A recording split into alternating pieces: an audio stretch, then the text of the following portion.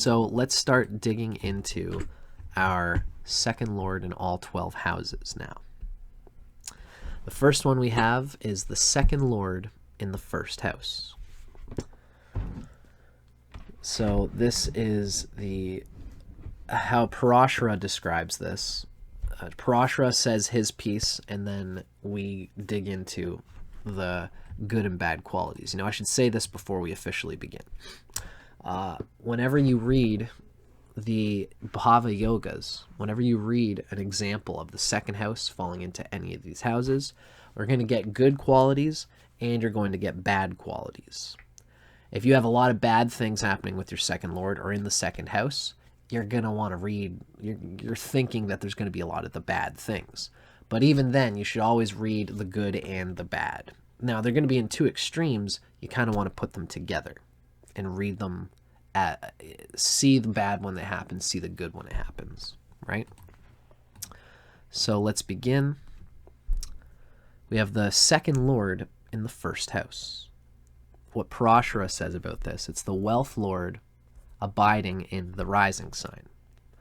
One born possesses children, is joined with wealth. They can be a thorn in the household. They are lustful, harsh, and they are often performing others as business. It's interesting that the second lord has to work through the first house, which means one's wealth has to work through one's capacities, one's decision-making, one's very self. So the second lord in the first house, obviously there's an identification with the wealth happening. What we're reading here is that the second lord has to work through the first house. So if there's positive indications, then the first house is going to be in service. The nature of the rising sign will be in service to the second lord here. So let's first read about the positive things that are possible with the first lord, with the second lord falling in the first house. This is a financially minded person. They tend to manage their resources well if things are going well, if there's positive support indications. Their self-worth is tied to finances and their ability to meet their responsibilities. That's a second house and a first house combination thing there. Their first house, their ability to feel like they have the power to do their things in life, depends on finances and their stability, their ability to meet those things that give them financial stability, the responsibilities. They earn through their own efforts. Their early childhood positively impacts their personality when things go well. They tend to enjoy their immediate family. It's probably a big part of their identity in their life and who they are. The second house relating to immediate family, nuclear family in a lot of ways. They can enjoy good food, and food nourishes their body. The first house is very much a body thing, and the second house is falling into the first. So the nourishment of food into the body is important for this person. If it's negatively aspected, then they're not going to eat the right food, and it's going to damage their whole thing, because the rising sign is the foundation of the whole chart, right? This person, having the second lord in the first house, well placed, is going to probably have beautiful eyes and a beautiful mouth, and this will open doors for them. They speak well of others, typically. They can have a good voice, and in fact, they have an influential voice. Their voice is supposed to, the second house lord and the first, their voice is supposed to be influential in other people's lives. They're good with languages, talking. They identify with language. Usually, they should have a good early education. Their early education is important. Their possessions should be valuable. They should possess valuables.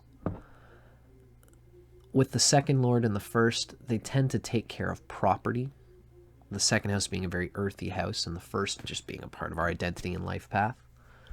There's a strong identification with their personal property, with their actual terrestrial earth, their home that they own, and again, their possessions too.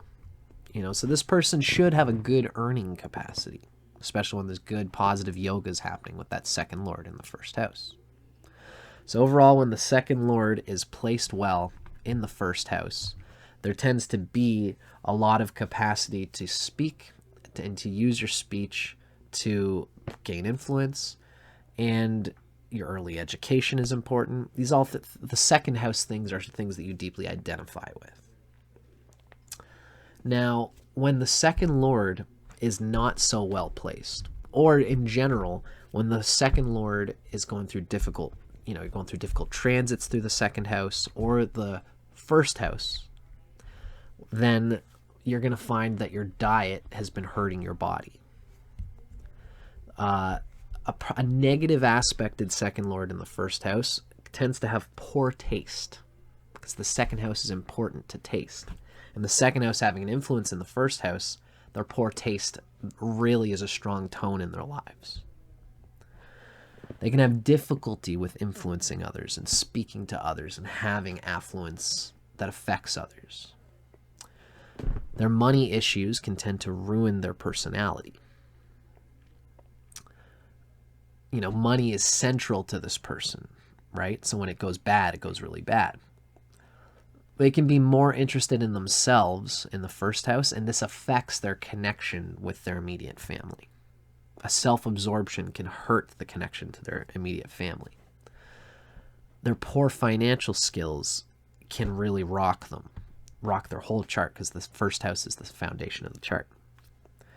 They don't necessarily understand how to take care of what they're responsible for, and they're in a bad habit of just dumping them, and this affects them, right? They have a difficult early childhood when there's really bad things going on with the second lord in the first house. They were not helped in feeling abundant and like they have a good childhood or a good education. So they very easily criticize or find fault with others, because they're kind of usually they're projecting, they're trying to compare the world due to the lack that they feel inside. This will often happen when this is in the extreme. Self-worth is hurt by financial inability. So the second house and the first house, second lord in the first house person should always be working on financial awareness. And if you've got a lot of ugly, difficult planetary placements related to the second lord in the first house, financial savvy, as well as diet, exercise, and emotional intelligence, doing psychological things that are going to help rearrange your understanding of what happened to you in childhood. These are all foundational things to every person's emotional psyche and security. And these things are damaging your first house. People can feel it on you, and it is like it's something that probably messes with your whole trajectory of life, because it's your first house that this is involved with. So keep ahead of it, keep your mind on it, and go to that therapy if you think it's going to help you, because it probably will. Expanding your life and expanding yourself through therapy is a less taboo thing these days. But if you feel like you're on the ripe side of this, then it means that whatever that second house is bringing to your first house is bringing you positivity and abundance that's affecting your whole life. So enjoy the good and be conscious of the bad. Now, of course, we have one example of this is Michael J. Fox. He's got his second lord, which would be important for him because Ketu falls in that second house of Pisces. And the second house, Jupiter, the second lord, is falling in the first house of Aquarius. And Jupiter likes to be in the first house, so that's significant.